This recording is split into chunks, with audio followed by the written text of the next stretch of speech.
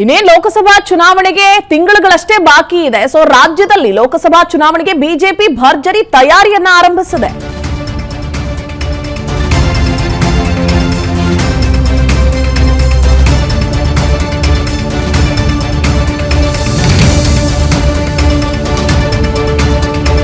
ಲೋಕಸಭಾ ಕ್ಷೇತ್ರಗಳ ಅಭ್ಯರ್ಥಿ ಆಯ್ಕೆ ಸಂಬಂಧ ಅಭಿಪ್ರಾಯವನ್ನ ಸಂಗ್ರಹಿಸಲಾಗುತ್ತೆ. ಅಭಿಪ್ರಾಯ ಸಂಗ್ರಹ ಅಂದ್ರೆ ಹಾಲಿ ಸಂಸದರ ಬಗ್ಗೆ ಅಭಿಪ್ರಾಯವನ್ನ ಸಂಗ್ರಹ ಮಾಡಿದ್ದಾರೆ ರಾಜ್ಯದ ನಾಯಕರು. ಹೈಕಮಾಂಡ್ಗೆ ರಾಜ್ಯ ವರಿಷ್ಠರು ಈ ಒಂದು ಅಭಿಪ್ರಾಯ ಸಂಗ್ರಹದ ಮಾಹಿತಿಯನ್ನು ರವಾನೆ ಮಾಡುತ್ತಾರೆ. ಬಿಜೆಪಿ ರಾಜ್ಯಾಧ್ಯಕ್ಷ ಬಿವೈ ವಿಜಯೇಂದ್ರ ಜನವರಿ 31ಕ್ಕೆ ರಾಷ್ಟ್ರ ರಾಜಧಾನಿ ದೆಹಲಿಗೆ ತೆರಳುತ್ತಾರೆ. ಜೆಪಿ ನಡ್ಡಾ ಹಾಗೆ ಅಮಿತ್ ಶಾ ಅವರ ಜೊತೆ ಚರ್ಚೆ ಮಾಡ್ತಾರೆ.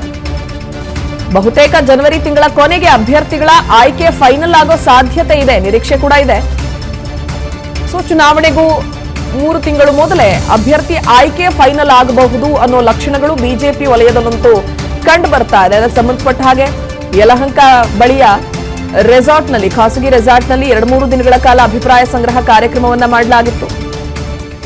ಜಿಲ್ಲಾಧ್ಯಕ್ಷರು, ಘಟಕದ ಅಧ್ಯಕ್ಷರು, ಕಾರ್ಯಕರ್ತರು ಹೀಗೆ ಜವಾಬ್ದಾರಿಯನ್ನು ವಹಿಸುವಂತಹ ನಿಟ್ಟಿನಲ್ಲೂ ಕೂಡ ಒಂದಷ್ಟು ಸಭೆಯನ್ನ, ಪ್ರತ್ಯೇಕವಾದಂತಹ ಮೀಟಿಂಗ್ ಗಳನ್ನ ಬಿವೈ ವಿಜಯೇಂದ್ರ ಮಾಡಿದ್ರು ವಿಪಕ್ಷ ನಾಯಕ ಆರ್ ಅಶೋಕ್ ಅವರ ಸಮ್ಮುಖದಲ್ಲಿ.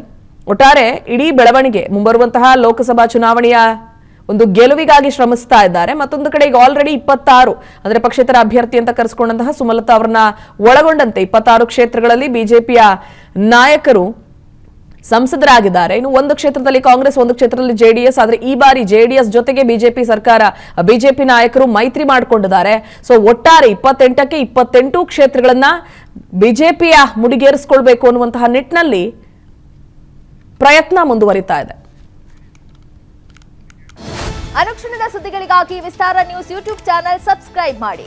ಹೊಸ ಸುದ್ದಿಗಳ ನೋಟಿಫಿಕೇಶನ್ಗಾಗಿ ಬೆಲ್ ಐಕಾನ್ ಕ್ಲಿಕ್ ಮಾಡಿ.